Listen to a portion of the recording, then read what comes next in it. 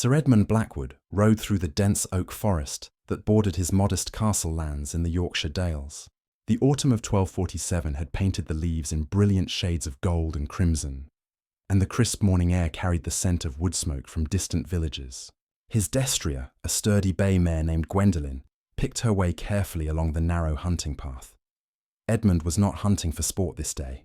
His castle stores needed meat for the coming winter, and as lord of these lands, it fell to him to provide for his small household of servants and guards. At 28 years of age, he had inherited the modest holding from his father 3 years prior, along with the responsibilities that came with noble blood, however humble his station might be. The sound of thrashing in the underbrush caught his attention. Gwendolen's ears pricked forward, and Edmund guided her toward the disturbance. What he found made him dismount immediately. A young red deer lay tangled in a poacher's snare, the cruel wire cutting deep into her hind leg. Blood stained the forest floor, and the animal's brown eyes held a look of desperate fear. Edmund approached slowly, speaking in low, soothing tones. "Easy now, gentle creature. I mean you no harm." The deer struggled weakly against the snare, exhausting herself further. Edmund knew he faced a choice. By law, all deer in these woods belonged to the crown, and freeing this animal could be seen as interference with royal property, yet his conscience would not allow him to leave a suffering creature to die slowly. Drawing his hunting knife, Edmund carefully cut through the wire snare. The deer's leg was badly wounded, with deep cuts that would need tending if the animal was to survive. Without hesitation, he tore strips from his own linen undertunic and bound the wounds as best he could. The deer lay still during his ministrations, as if understanding his intent to help. "You'll need time to heal, won't you?" Edmund murmured, gently stroking the deer's neck. "But you're young and strong. Nature has a way of mending what man has broken." He carried water from a nearby stream in his leather flask, offering it to the injured animal. The deer drank gratefully, and Edmund noticed she was indeed female, likely born the previous spring. Her coat was thick and healthy despite her ordeal, suggesting she had been well fed before this misfortune. Edmund made camp beside the deer for several hours, ensuring she was stable before continuing his hunt. He managed to take 2 rabbits with his bow, enough to justify his time away from the castle. When he prepared to leave, the deer had managed to stand, though she favoured her injured leg significantly. "Farewell, little one," Edmund said, mounting Gwendolen. "May God keep you safe in these woods." The deer watched him ride away, her dark eyes following his retreating figure until the trees concealed him from view. Edmund felt an odd sense of connection to the creature, though he could not explain why. Perhaps it was simply the satisfaction of a good deed, done without expectation of reward. As he approached his castle in the fading afternoon light, Edmund reflected on the morning's events. His steward, Brother Thomas, would likely scold him for wasting time on a wounded animal when there were pressing matters of harvest and winter preparation to attend. The good monk was practical above all else, viewing such sentiment as weakness unbefitting a lord. The castle of Blackwood was neither large nor grand by the standards of greater nobility. Built of local grey stone, it consisted of a central keep surrounded by a modest curtain wall, with a small chapel, stables, and quarters for his household of 12 souls. His father had been a younger son, granted these lands for service in the Welsh campaigns, and Edmund inherited both the honour and the burden of maintaining them. That evening, as he sat by the great hearth in his hall, Edmund found his thoughts returning to the injured deer. He wondered if she had found shelter for the night, if her wounds would heal properly, if other predators might threaten her in her weakened state. Brother Thomas noticed his distraction during their discussion of the harvest accounts. "My lord seems troubled this evening," the elderly monk observed, setting down his quill. Did the hunt not go well? Edmund considered telling him about the deer, but decided against it. Thomas would see it as foolishness, time better spent on practical matters. "Well enough, brother. 2 rabbits for tomorrow's table, and signs that the deer population remains healthy in our woods." As night settled over the castle, Edmund retired to his chamber in the keep's upper floor. Through his narrow window, he could see the dark line of the forest where he had encountered the wounded deer. Somewhere in those shadows, she was likely bedded down for the night, trusting in nature's healing, power, and perhaps remembering the kindness of the human who had freed her from certain death. Little did Sir Edmund know that his simple act of mercy would soon bring consequences he could never have imagined. consequences that would test both his courage and his understanding of the natural world that surrounded his small domain. The next morning dawned grey and misty, with autumn fog rolling across the Yorkshire moors like ghostly fingers. Sir Edmund rose before dawn, as was his custom, and made his way to the castle's small chapel for morning prayers with Brother Thomas. The stone walls echoed with their quiet Latin verses, a peaceful start to what promised to be a busy day overseeing the final harvest preparations. After breaking his fast with brown bread, mild cheese and watered ale, Edmund climbed to the battlements to survey his lands. The fog was beginning to lift, revealing the patchwork of fields where his villagers worked to bring in the last of the barley and oats. Beyond the cultivated areas, the dark forest stretched toward the horizon, its canopy a tapestry of autumn colours. It was then that Edmund noticed something extraordinary. At the edge of the forest, just visible through the thinning mist, stood what appeared to be a small group of deer. He counted perhaps 6 or 7 animals, all facing toward the castle. This was unusual behaviour, as deer typically fled at the first sign of human habitation. "Brother Thomas," Edmund called to the monk, who was crossing the courtyard below, "come up here and tell me what you make of this sight."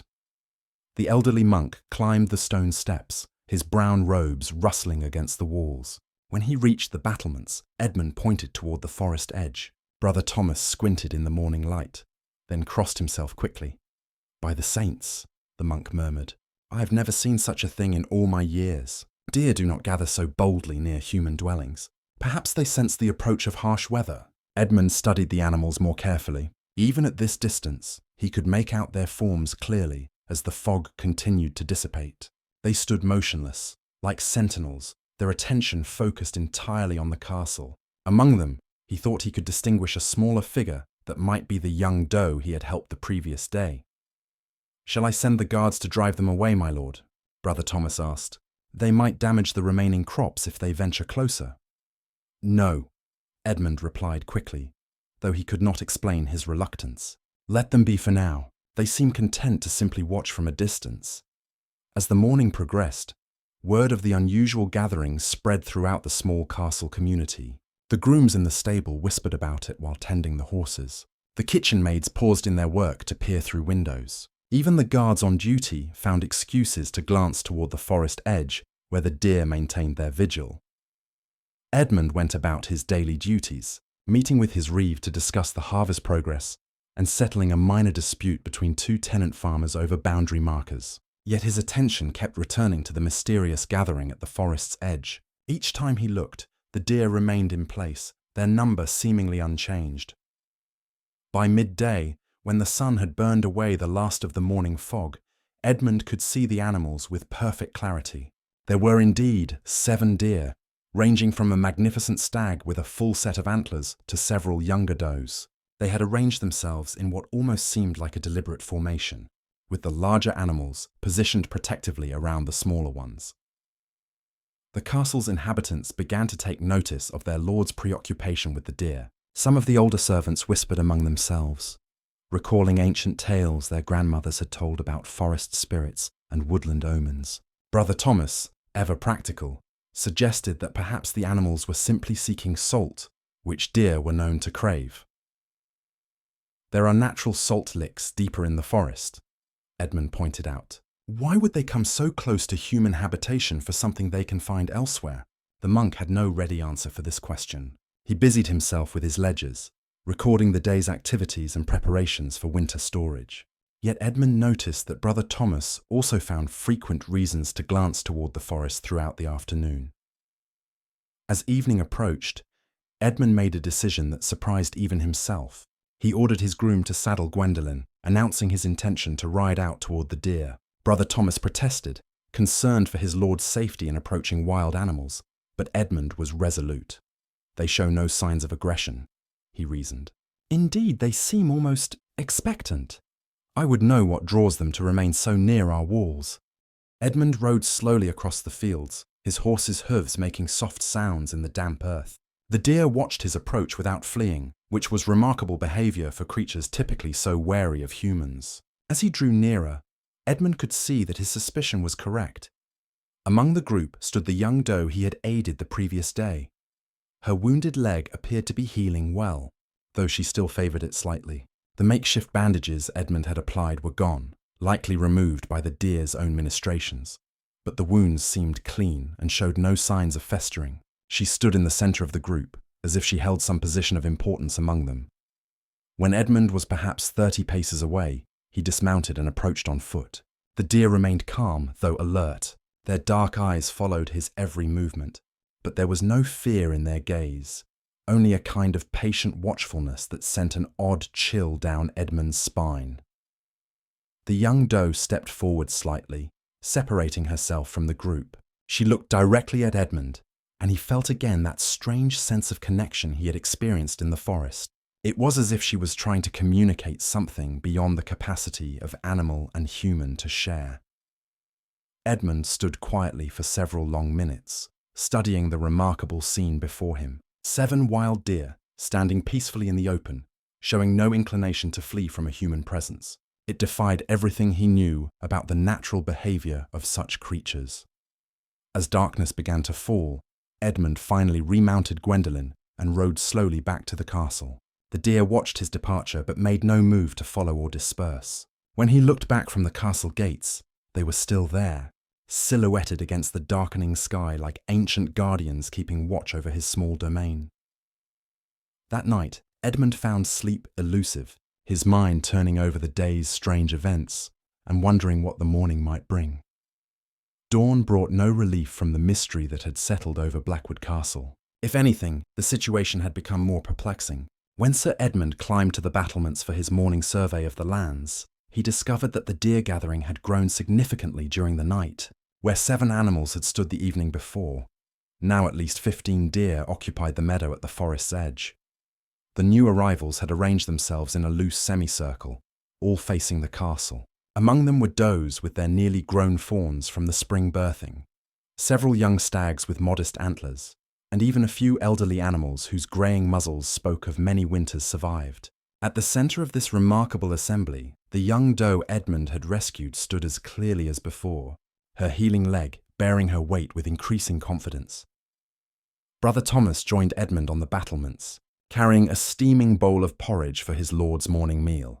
The monk's face bore a troubled expression as he gazed out at the unprecedented sight. "My lord, this defies all natural explanation," Brother Thomas said, his voice carrying a note of unease. "In 40 years of life, 30 of them in these lands, I have never witnessed such behaviour from wild creatures. The servants are beginning to whisper of omens and portents." Edmund accepted the bowl of porridge, but found his appetite diminished by the weight of responsibility he felt. As lord of these lands, his people looked to him for leadership and explanation, yet he possessed neither understanding nor answers for what they all witnessed. "What do the old women in the village say?" Edmund asked, knowing that the elderly often preserved knowledge that learned men dismissed. Old Marta claims her grandmother once told tales of forest guardians who appeared when great change was coming to the land. Brother Thomas replied reluctantly, "But surely these are nothing more than pagan superstitions, remnants of beliefs from before Christ's light reached these shores." Edmund nodded absently, though he found himself wondering if there might be truth in the old stories. The behaviour of these deer was so unusual, so purposeful, that it seemed to suggest intelligence beyond what he had previously attributed to wild animals.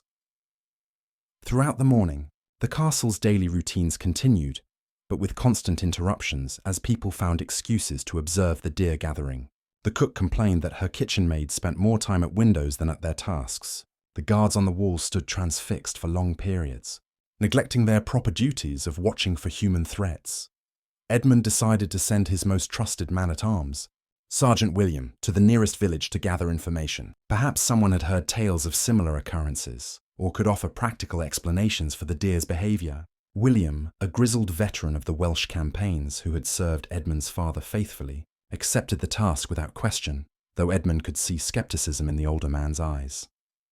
By midday, the deer gathering had grown again. Edmund counted at least 20 animals now, including a magnificent stag whose antlers marked him as the master of many seasons. This great deer had positioned himself slightly ahead of the others, and Edmund felt certain that this was the leader of whatever mysterious congregation had formed outside his walls.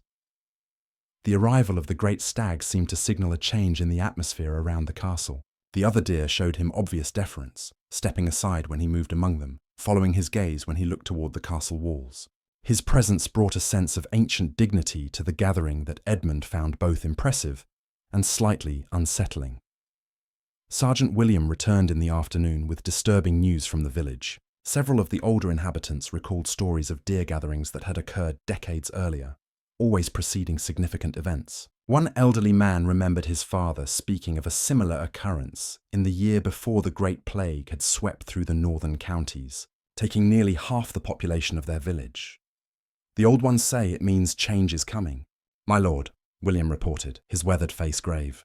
"Whether for good or ill, none could say, but always change follows when the forest sends its messengers." Edmund found this intelligence troubling rather than enlightening. The idea that these animals might somehow herald approaching events seemed to border on pagan superstition, yet their behavior was so extraordinary that conventional explanations seemed inadequate. As afternoon gave way to evening, Edmund made another decision that surprised his household.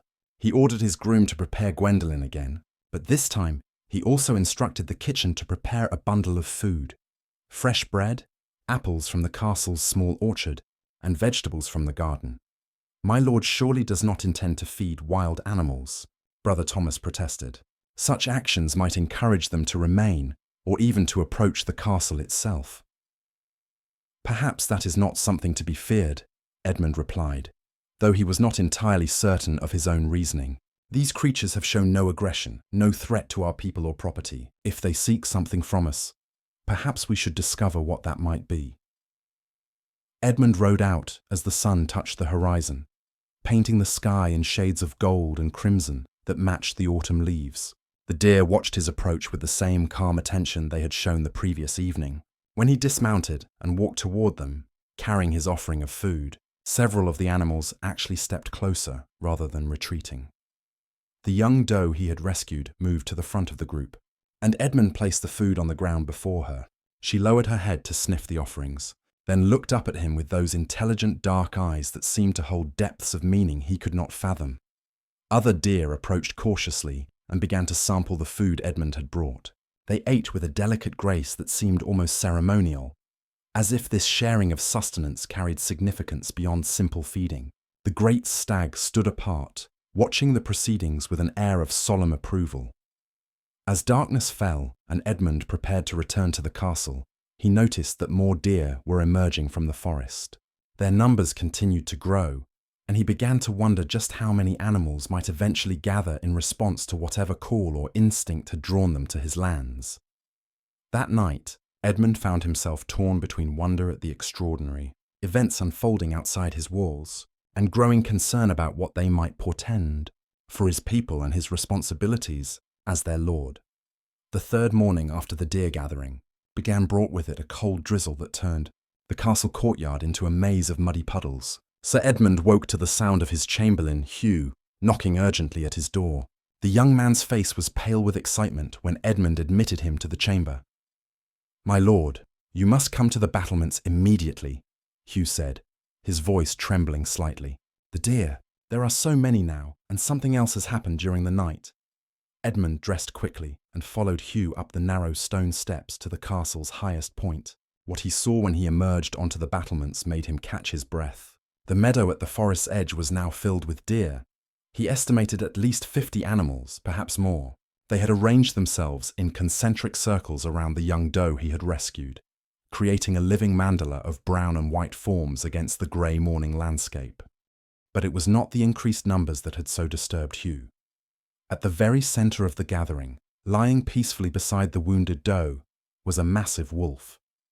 Its grey coat was marked with silver, indicating an animal of considerable age and experience. The wolf showed no signs of aggression toward the deer, nor they toward it.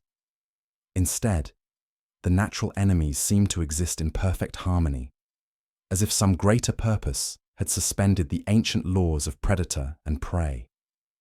"By all the saints," Brother Thomas whispered, joining them on the battlements, "this is beyond any natural occurrence. Wolves and deer do not share peaceful ground, my lord.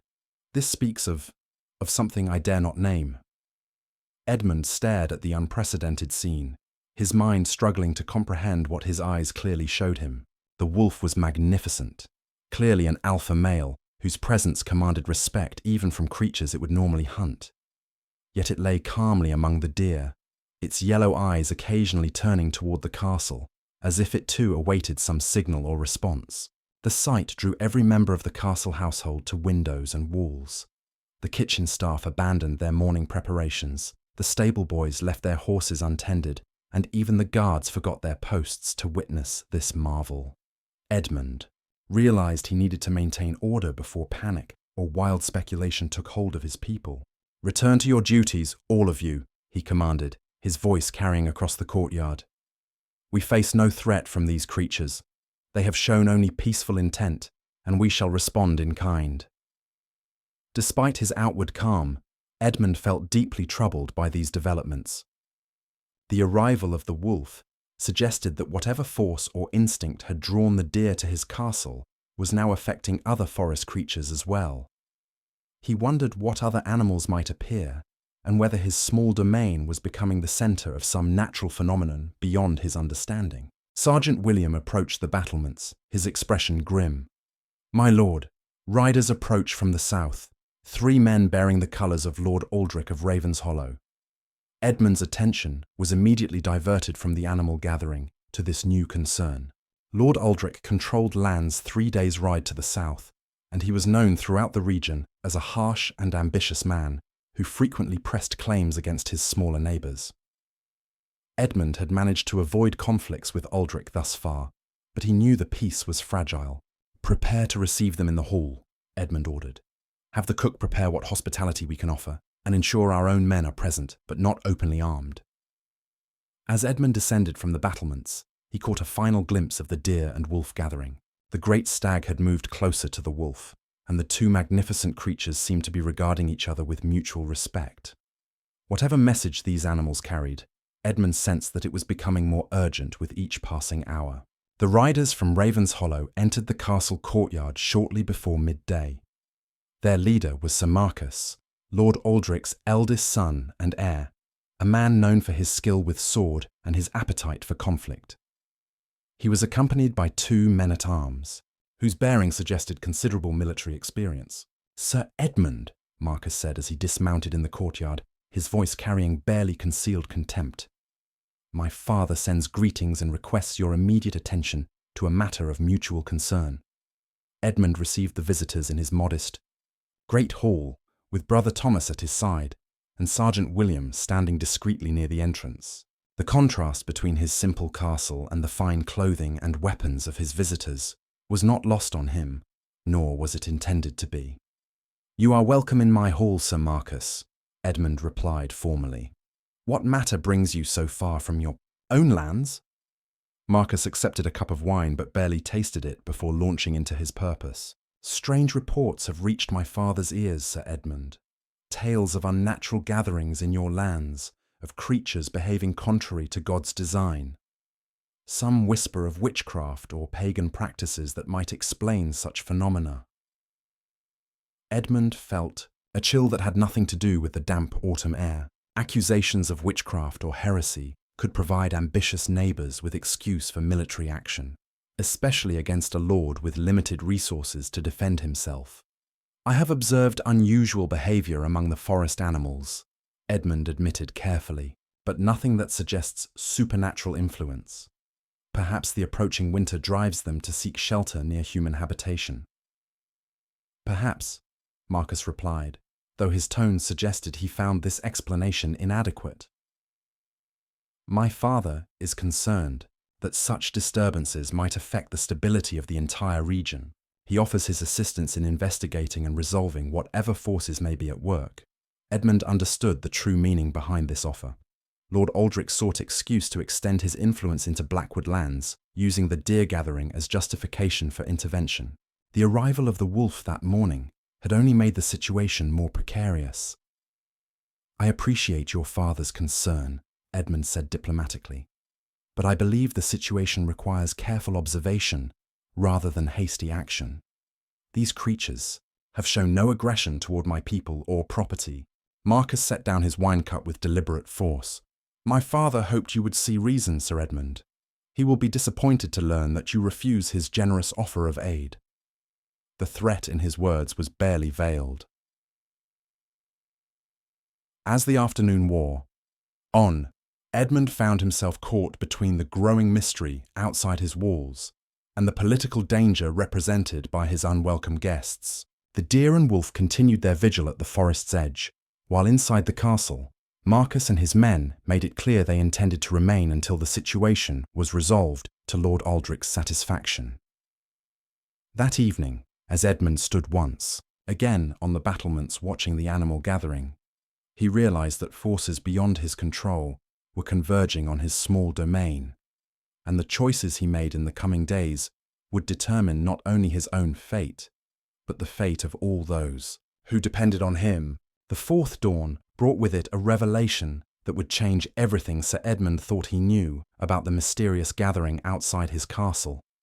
He was awakened not by his usual chamberlain, but by the urgent voice of Brother Thomas calling through his door with barely controlled excitement.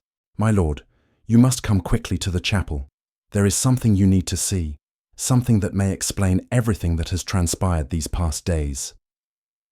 Edmund dressed hastily and followed the monk through the dim corridors of the keep. In the small chapel, illuminated by flickering candles, Brother Thomas had spread several ancient manuscripts across the altar. The pages were yellowed with age, written in Latin script that showed the careful hand of long-dead scribes.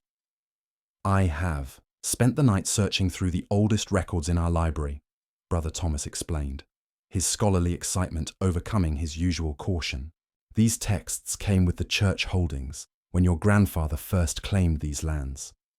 Look here, my lord, at this passage from the Chronicle of Brother Augustine, written nearly 2 centuries ago." Edmund leaned over the manuscript, struggling to read the faded Latin text by candlelight. Brother Thomas translated as he pointed to relevant passages.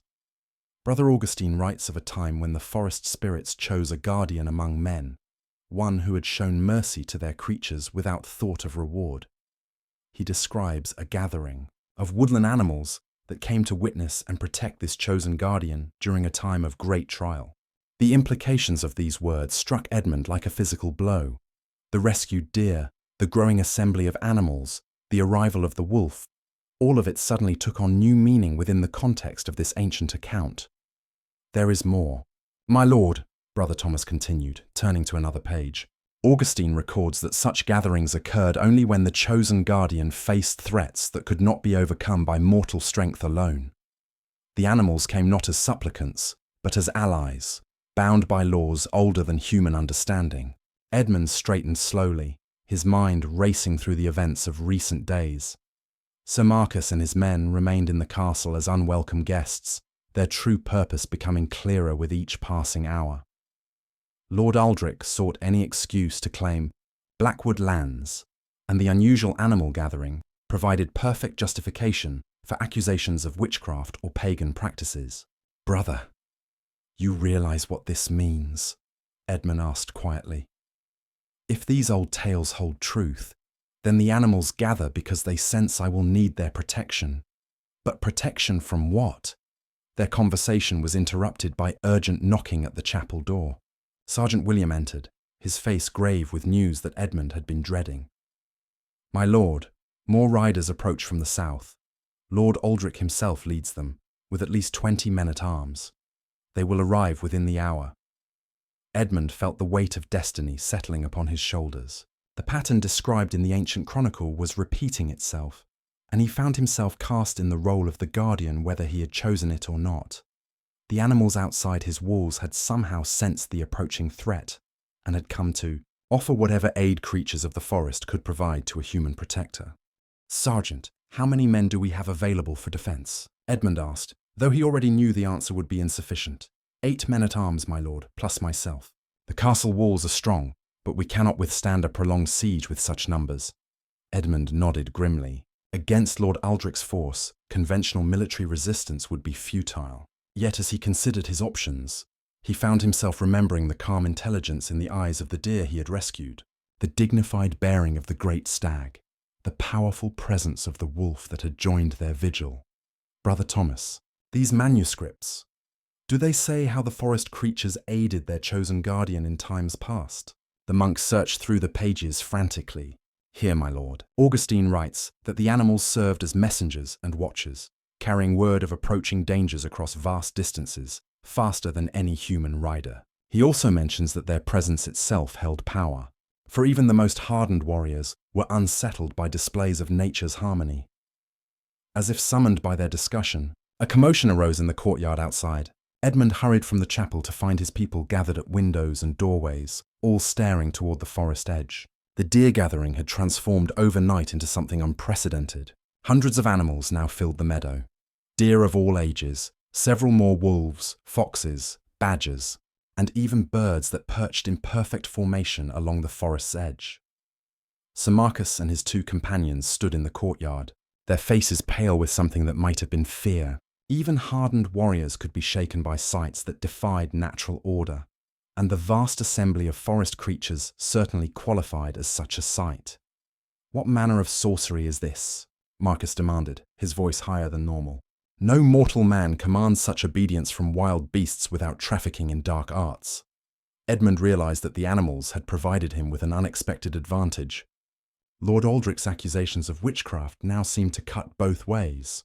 While they might justify his intervention, they also suggested that Edmund possessed powers that wise men would hesitate to challenge directly. "I command nothing," Edmund replied truthfully. "These creatures come of their own will for their own purposes. Perhaps they sense the approach of those who would disturb the peace of these lands." As if responding to his words, the great stag at the center of the animal gathering raised his magnificent head and issued a call that echoed across the fields. The sound was answered by every other creature in the assembly, a chorus of voices that seemed to carry messages beyond human understanding. The effect on Sir Marcus and his men was immediate and profound. Their horses, stabled in the castle courtyard, began to show signs of extreme agitation, rearing and whinnying as if they too heard meanings in the forest chorus that their human masters could not comprehend. Within the hour, Lord Aldric arrived with his larger force, but Edmund could see that his men were already unsettled by what they witnessed. The sight of hundreds of forest creatures arranged in peaceful formation around a small castle was not something that fitted within their understanding of natural law. As Edmund prepared to meet with Lord Aldric, he realized that the ancient pattern described in Brother Thomas's manuscripts was indeed repeating itself. The forest had chosen its guardian. The creatures had gathered to offer their protection. And now the time of trial had arrived. Whether he possessed the wisdom and courage to fulfill the role fate had thrust upon him remained to be seen. Lord Aldric of Ravenshollow was a man accustomed to inspiring fear in others, but as his column of armed riders approached Blackwood Castle that morning, Sir Edmund could see uncertainty in the older lord's bearing. The vast assembly of forest creatures that surrounded the modest fortress presented a sight that challenged everything Aldric thought he knew about the natural order of the world. Edmund stood atop the castle's main gate as Aldric's party halted just beyond bow range. The contrast between the two forces was stark. 20 armed men on one side, facing a single knight protected by hundreds of wild animals on the other. Yet Edmund felt more confident than he had any right to feel, sustained by a growing understanding of the ancient bond that connected him to the creatures of the forest. "Sir Edmund of Blackwood," Aldric called out, his voice carrying across the field, "I come to investigate reports of unnatural practices in these lands. Will you receive me as befits my rank, or must I take stronger measures?" Edmund descended from the walls and walked out through the castle gates, approaching until he stood midway between the two forces. The assembled animals remained perfectly still, but their attention was focused entirely on the confrontation taking place before them. The young doe he had rescued stood at the very front of the gathering, her dark eyes fixed upon him with what seemed like encouragement. "You are welcome in my hall, Lord Aldric, as any Christian lord should be," Edmund replied, his voice steady despite the gravity of the situation. "But I will not be intimidated by threats of force, nor will I allow false accusations to justify aggression against my lands and people." Aldric dismounted and approached on foot, flanked by his son Marcus and 2 of his most trusted knights. His face bore the weathered lines of a man who had spent decades acquiring and defending territory through strength of arms. But Edmund could see that the unprecedented situation had shaken his usual confidence. "These are no false accusations. Young Edmund," Aldric said, gesturing toward the animal gathering, "what Christian knight commands the obedience of wild beasts? What natural explanation exists for such a display? My duty to the crown requires me to investigate. Any threats to the peace and stability of the realm?" Edmund felt the weight of destiny upon his shoulders as he prepared to make the choice that would determine not only his own fate, but the future of everyone who depended upon him. He could attempt to appease Aldric with excuses and explanations, hoping to avoid open conflict. Or he could embrace the role that circumstances had thrust upon him, and trust in the ancient bond that connected him to the forest and its creatures. "You speak of duty to the crown." "Lord Aldric," Edmund replied, his voice growing stronger. "But what of duty to the land itself, and to all the creatures that dwell upon it? I rescued a wounded deer from a poacher's snare, showing mercy to a suffering animal. If this simple act of compassion has somehow called these creatures to my side, then I accept whatever responsibility comes with their trust." The great stag at the center of the assembly stepped forward, its magnificent antlers catching the morning light. The wolf that had appeared the previous day moved to flank the noble deer, and together they approached until they stood just behind Edmund's shoulders. The symbolism was unmistakable. The forest itself had chosen its champion. Aldric's men shifted nervously, their hands moving instinctively toward their weapons. But their horses were becoming increasingly agitated, rolling their eyes and pulling against their reins as if they sensed something in the air that their riders could not perceive. "You speak of ancient nonsense," Aldric said, though his voice had lost some of its authority. "The Church teaches that man has dominion over the beasts of the field. This display violates the natural order that God himself established." Brother Thomas emerged from the castle gates at that moment, carrying one of the ancient manuscripts they had studied that morning. The elderly monk approached the confrontation with the fearless dignity that came from decades of scholarly devotion to truth. "My Lord Aldric," Brother Thomas said respectfully, "I have spent the night studying chronicles that date back 2 centuries. The Church itself has recorded instances of such gatherings, describing them as signs of divine favor rather than demonic influence. Perhaps we should consider that God works through his creation in ways that surpass human understanding." The monk's words carried weight that simple protestations could not match. Aldric was forced to acknowledge that accusations of heresy might be difficult to sustain if the Church's own records supported Edmund's position. As the standoff continued, more forest creatures emerged from the tree line. Ravens and hawks circled overhead, their cries adding to the otherworldly atmosphere. Foxes and badgers took positions among the deer, while smaller birds perched on the antlers of the great stag like living ornaments. The effect on Aldric's men was becoming more pronounced. Several of their horses had become so agitated that they could barely be controlled, and the riders themselves seemed to be affected by the unnatural harmony they witnessed. Edmund realized that the animals were providing him with a form of protection that no human army could match. The power to inspire awe and uncertainty in those who would do him harm. "I propose an accord. Lord Aldric," Edmund said, seizing the psychological advantage that the moment offered. "Withdraw your forces from my lands, and I will ensure that whatever influence I possess over these creatures is used only for the protection of the innocent and the preservation of peace. The forest asks only for a guardian who will respect the ancient laws that bind all living things together." Aldric stood silent for long minutes, his calculating mind weighing the costs and benefits of various courses of action. He had come expecting to find easy justification for seizing a small neighbor's lands, but instead faced a situation that defied conventional military solutions. To attack a man surrounded by hundreds of peaceful animals would create stories that might reach the royal court, stories that could raise uncomfortable questions about his methods and motives. Finally, Lord Aldric nodded slowly. "Very well, Sir Edmund.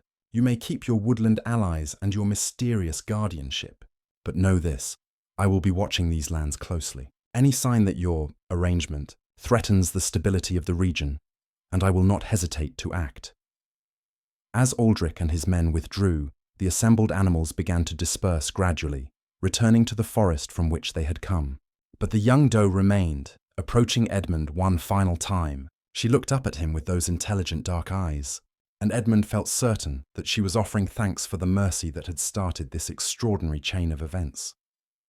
From that day forward, the lands of Blackwood became known throughout the region as a place where the old laws still held sway, where the bond between human and nature remained strong, and where a knight's simple act of compassion had earned him the guardianship of the forest and all its creatures. Edmund ruled with wisdom gained through understanding that true strength came not from dominion over nature, but from harmony with it.